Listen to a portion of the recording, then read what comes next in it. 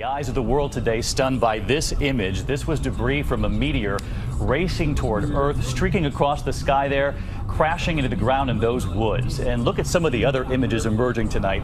The cloudy trail the meteor produced, and on impact, this, carving a little pool into a frozen lake.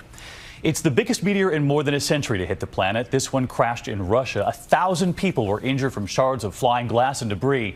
Tonight here, we have learned there was no warning. More on that from NASA in just a moment here, but we begin with ABC's Kirat Radia in Moscow. It came out of nowhere, a bright speck in the sky, soon streaking across the horizon, followed by an almost apocalyptic scene, a blinding flash of light, and then all hell broke loose. Dizzying explosions, shattering windows, knocking these office workers to the ground. These students were lucky, protected by curtains from the flying glass, and these men barely escaped the blast. In the streets, pandemonium. Terrified residents thought the world was ending. People started to panic. Somebody screamed, "The end of the earth," he says. The chaos of the meteor was captured on cell phones and on dashboard cameras of cars, so popular here in Russia. The blast was so powerful it knocked down a wall at this factory. In all, over 1,200 people were injured, mostly from broken glass. 3,000 buildings damaged, over 1 million square feet of glass shattered. Many were injured after going to the window to check out the flash in the sky. The glass shattered and bounced back on me. My beard was cut open, this man says. The meteor was believed to be about 50 feet wide, weighing a whopping 7,700 tons. That's about the same as the Eiffel Tower. It raced towards Earth at over 40,000 miles per hour. As it crashed into the atmosphere, it began to break into pieces, causing those booms and sending those powerful shockwaves towards the ground, rocking a zone stretching hundreds of miles away, those shockwaves causing all of the damage. As for the pieces of the meteor, one of the bigger chunks landing here, leaving that massive hole in the frozen lake.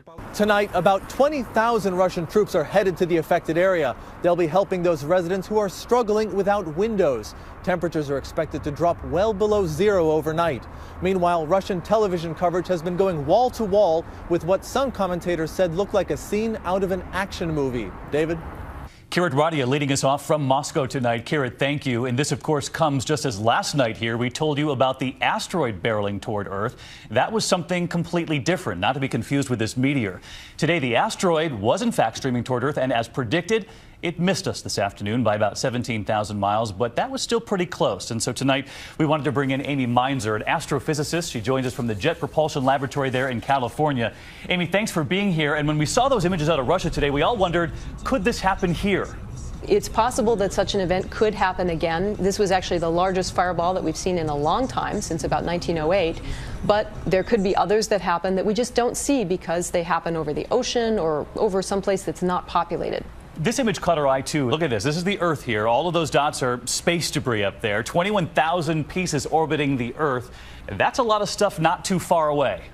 Yeah, that's right. So there is a lot of space junk out there, and we're working really hard to track it and you know, keep showing where it's going to go and what's going to happen to it. In most cases, though, these bits of space debris will, you know, kind of fall down and they'll be just burned up in the Earth's atmosphere. So most of the time, they're completely harmless to us. So most of the time, harmless. But we knew that asteroid was barreling toward Earth. You predicted that it would miss us. Yeah. But correct me if I'm wrong, there was no warning in Russia about this meteor that suddenly blinded all those drivers there on the road. So what are we to think of that?